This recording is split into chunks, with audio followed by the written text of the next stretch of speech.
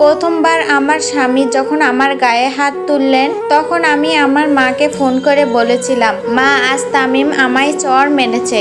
রান্নাঘরে রান্না করছিলাম তাই দরজার টোকার আওয়াজ শুনতে পাইনি।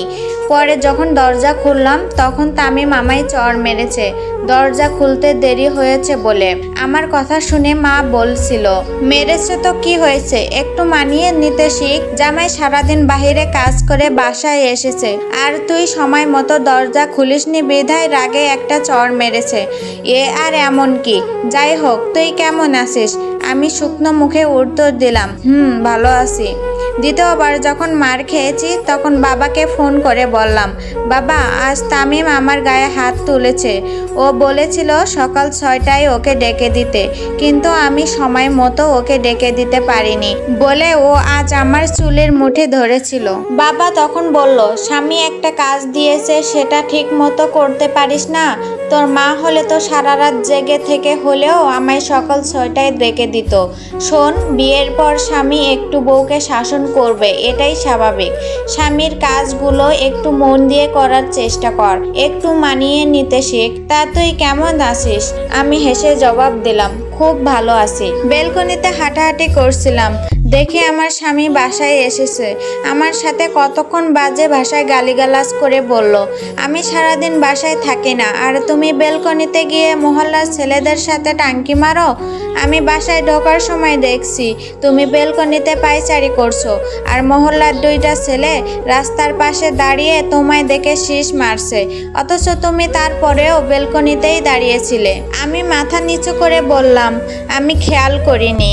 আমার স্বামী তখন রেগে বলল, তোমার তো সেদিকে খেয়াল থাকবেই না, ছেলেরা তোমায় দেখে শীষ বাজালে তোমার তো ভালোই লাগে, নষ্ট মেয়ে কোথাকার। এ কথা বলে আমার স্বামী আমাকে ধাক্কা মেরে চলে গেল। আমি তখন ভাবলাম, আমার কষ্টটা তো আমার মা বাবাই বোঝে না, হয়তো বড় ভাই বুঝবে। ভাইয়াকে যখন ফোন দিলাম, ভাইয়া ফোন রিসিভ করতেই অপর প্রান্ত থেকে ভাবির কান্নার আওয়াজ শুনি। ভাইয়া তখন ভাবিকে চিৎকার করে বলছে, ওই একদম কান্নার আওয়াজ যেন না হয়, আর যদি কখনো দেখছি বাসার বাহিরে যেতে তাহলে পা ভেঙে রেখে দিব বলে দিলাম। আমি তখন সাথে সাথে ফোনটা রেখে দিলাম।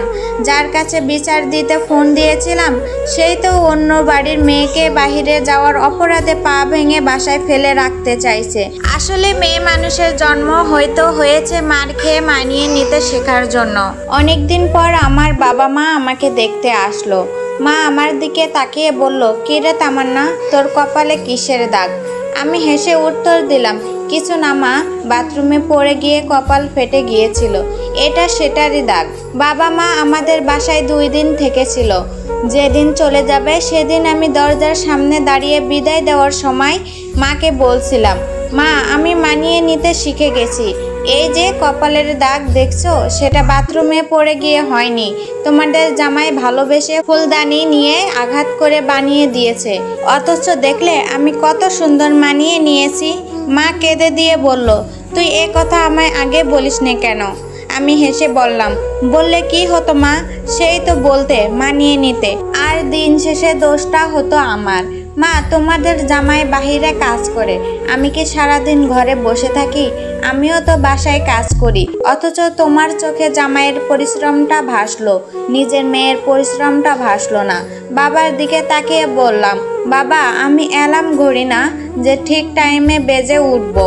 আমি রক্তে মাংসে গড়া মানুষ, সারাদিন পরিশ্রম শেষে যখন বিছানায় শরীর রাখি তখন আমারও 2 চোখ বেয়ে ঘুম আসে।